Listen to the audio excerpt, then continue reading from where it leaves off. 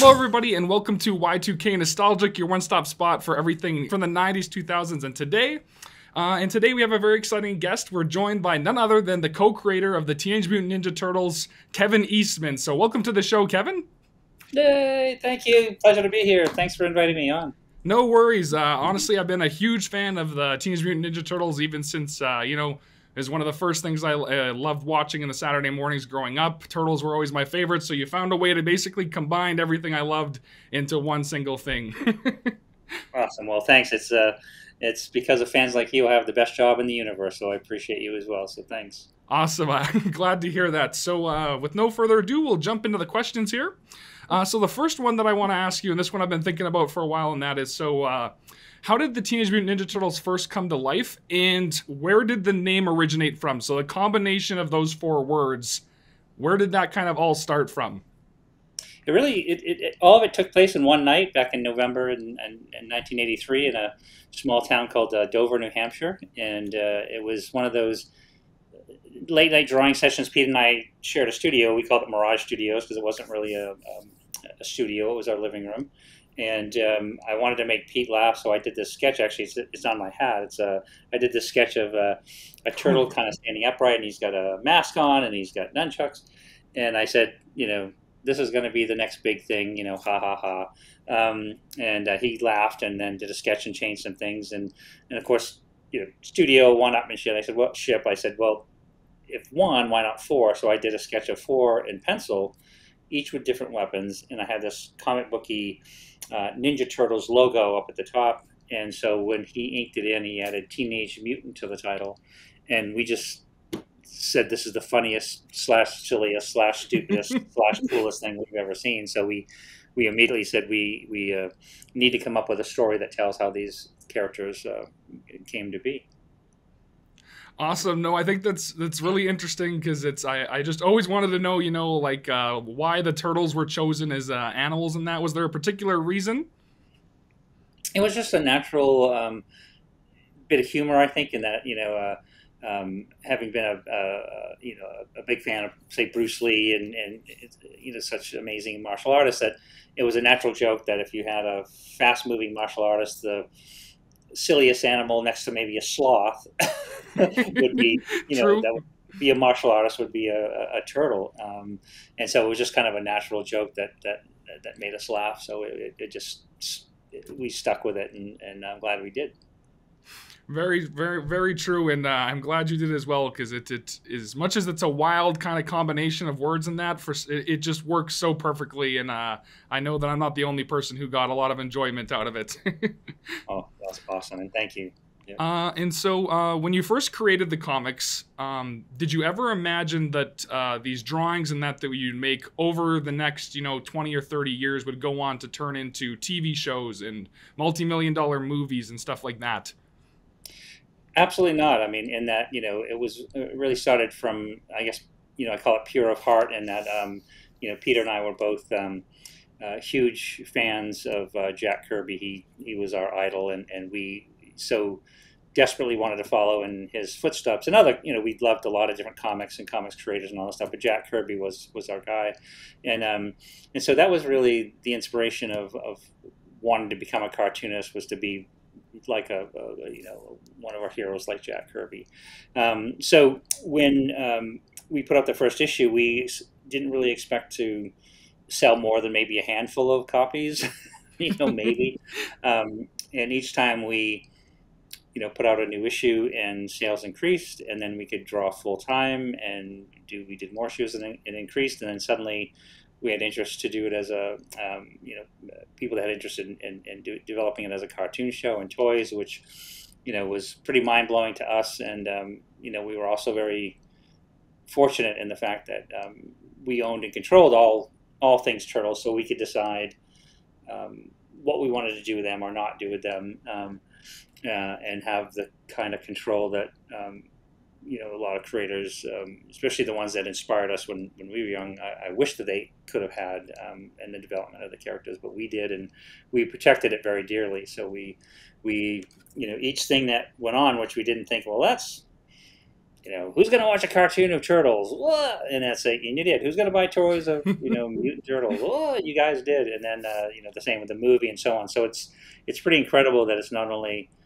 had the life that it has with the original fans, but it's gone on to almost a generational thing where, when we relaunched, when Nickelodeon relaunched it, and we started discovering a whole new group of fans, younger fans that came on board. And because, I always say that, you can't tell, like me and you, when we were kids, nobody told us what was cool. We decided what was cool. So it's quite an honor that, some of the newer generation has found the turtles and discovered the turtles and found them cool as well. That's very true, and that's actually kind of the next question that I was going to go into, and that was that one of my favorite things about the Teenage Mutant Ninja Turtles is the fact that it was able to adapt and grow over multiple different generations. I have older cousins who grew up on the comics in the 90s, and then when I was a kid, the 2003 series had just come out, and there's kids now who are still watching their own version of the Teenage Mutant Ninja Turtles. So do you want to talk a little bit about how you established, this longevity of this series in order to create such a large community over multiple generations? It really was kind of the timeliness of it all, and that, when you think like back when we did the first cartoon series, the stylization, which was back then in that time period, was still hand painted, hand drawn, and hand painted animation cells. So it had certain, positives and minuses of things you couldn't do, under a certain budget, and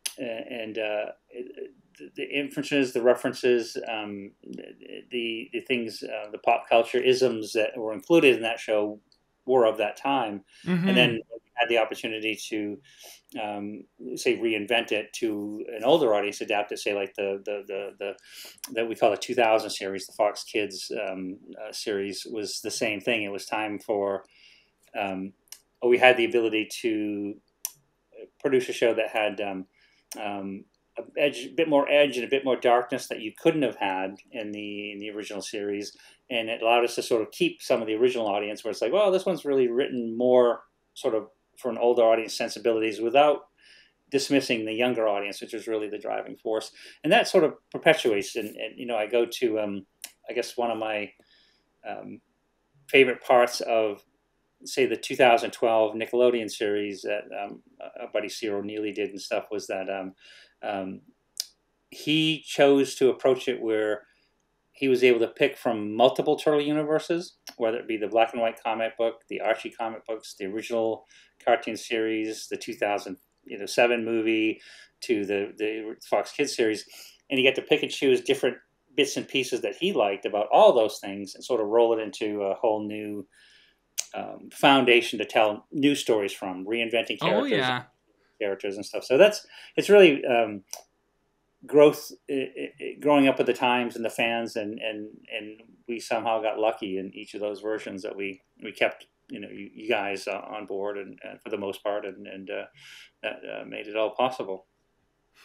No, I think that's so true, and I personally love just looking at how each one was handled, and you nailed it when you mentioned, like that they're specific kind of to the time and the generation that they're made, and I think it just makes them so unique, and it really allows them to grow in that generational period. And so along with that generational growth, technology was a huge skyrocket from the 80s to where we are now. There was a gigantic jump, and I always saw that the Turtles did such a good job of not falling behind that rapid growth in technology, but rather embracing it. So I'm not sure if you want to talk a little bit about how the growth of technology kind of affected the growth of the Turtles as well.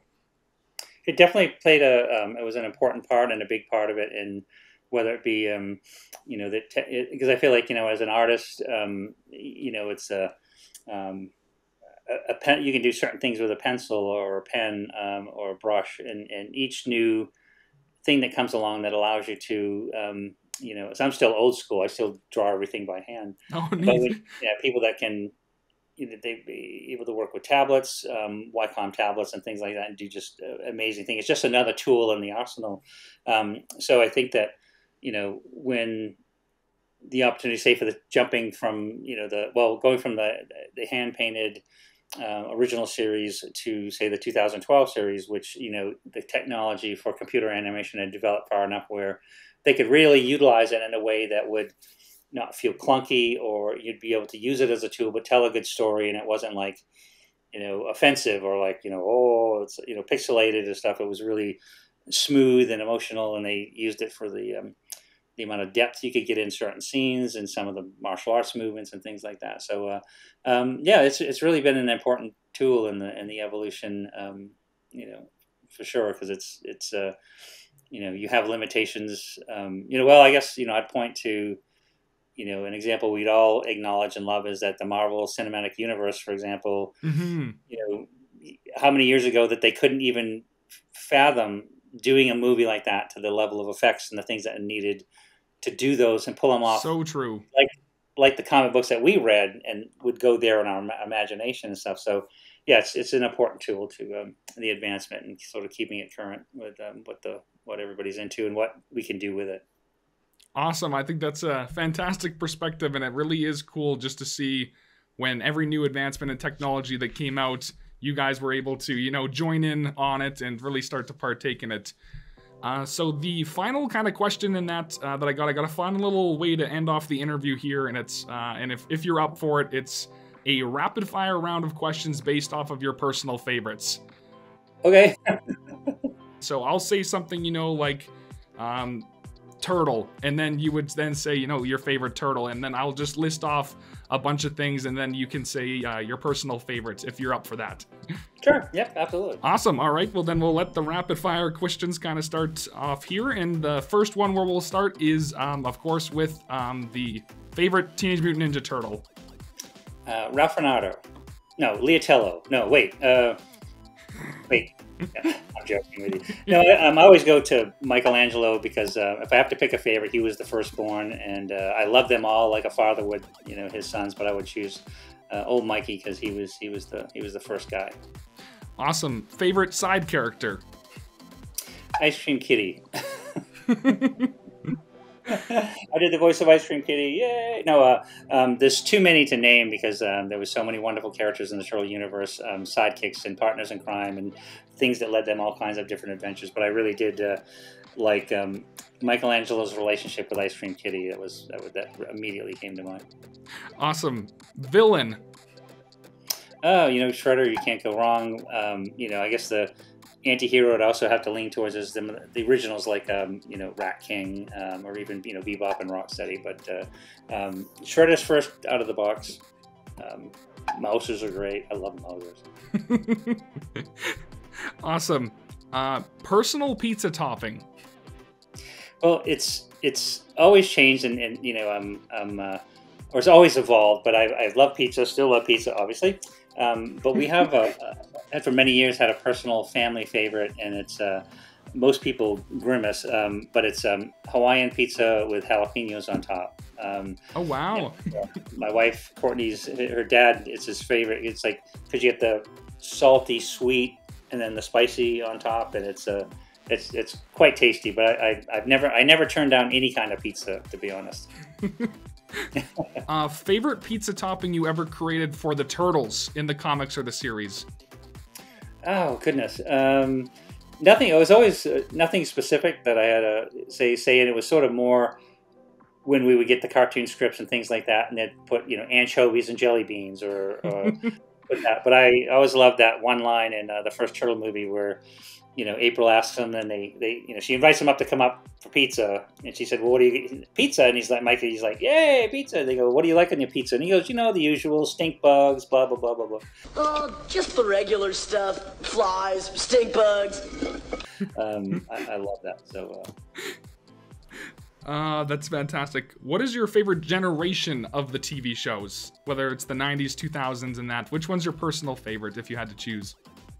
Well, you know, hands down, I go to, you know, the first one because it was just, to us, it was new. It was a really exciting, bold new adventure that we just could have never imagined seeing our comic books come to life, even though it's for a much younger audience, come to life in an animated form, having been, you know, a lifelong fan of animation. So I'd go with the first one because it's just personal. Like, you know, the first Turtle movie, live action movie, will always be my favorite. But if I fast forward from there, I go back to the 2012 series because it was just so clever and so bizarre, and some of those, you know, episodes are really freaky. But you know, I just adored it. So next one, you kind of mentioned this a little bit already, but your favorite of the movies? It would definitely be the first one. Just, it was the perfect storm of, you know, the incredible Steve Barron as director, Todd Langdon, who wrote the script. You know, he's such a wonderful writer from Wonder Years and things like that. And then, you know, saving the best for last is the incredible Jim Henson, who had, you know, the epic responsibility of bringing these characters to life, and he did it in such a way that, you know, that's that moment where if you don't believe in what you're seeing on the screen, then we've lost. And true, very true. He just did it, and that was it. So that would be my favorite. And if I had to pick a second, I'd go straight to Kevin Monroe's 2007 Turtles animated movie, which I thought was quite fantastic and very well done. Favorite comic book volume, if you can choose one. Of Turtles, or? Yeah, of the Teenage Mutant Ninja Turtles and that. So favorite kind of comic book, or even arc if you had to pick one, I guess. Story arc too. You know, I go to, you know, IDW as a publisher has done so many wonderful things, not only in the ongoing series that, you know, we've done right up to The Last Ronin, but their collections of all those original Turtle comics was done so well and so beautifully. Not only the books were hardcover, they were oversized. Pete and I were able to contribute, you know, annotations and reflections on what was kind of going on in the different issues over the time periods, which was really a treat. So I would go with that first run of IDW collections of the original Mirage series. But yeah, they do such a great job with pretty much everything. The artisan editions that they do, where they, you know, scan the original pages from the original art form and do those, like the Turtles issue 1 artisan edition. But yeah, that's the stuff I really dig. Awesome. And I'll do one more here. The last question: what is your favorite Turtle catchphrase that you ever put in the comics and that? It's kind of funny because it was like in issue 3, and this is the one that, you know, I always go with the one that comes to mind first, and it's not directly a Turtle catchphrase, but in issue number 3 of the Turtles, the Mirage issue, I wanted to do this car chase, and Pete thought I was completely out of my mind because I wanted to do this thing where the Turtles get in the April's VW van and they're being chased by the police, and of course they can't be stopped and whatever, so they have to go through all these obstacles to get there. So they're actually going through the park, and as they're going over this ramp in one of the parks that's overlooking some water, a guy jumps off the bridge just in the time, and he says, "Holy hippo spit," and that was a line that Pete came up with, and I just thought that was the funniest line. Is, you know, "Holy hippo spit." What? That's great. But you know, of course, you know, Cowabunga is always right up there at the tippity top. But I'll go with the Holy hippo spit first. Holy hippo spit's pretty solid, if you ask me. Yeah. Awesome. Well, I believe that's all that we have time for today for the interview in that. But thank you so much, Kevin, for coming on. It was honestly an honor to talk to you, all-time idol of mine. And thank you so much. And if there's any way that you can tell people where they can reach you and find stuff like that, feel free to let them know.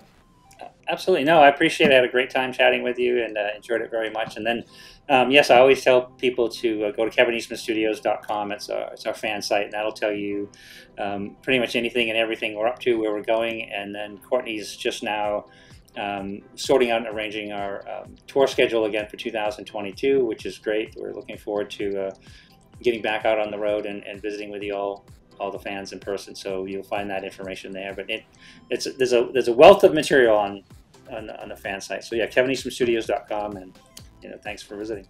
Awesome, thank you very much, Kevin. And if you want to, could we end with a Cowabunga on 3? Sure, absolutely. All right, 1, 2, 3, Cowabunga! Cowabunga! It's a wrap, y'all. It's a wrap. Yo, it's a rap. Yo. A rap. That's a rap. That's a rap. That's a rap. People think I'm rapping, man. I'm rapping all the time. That's a rap. That's a Rap it up.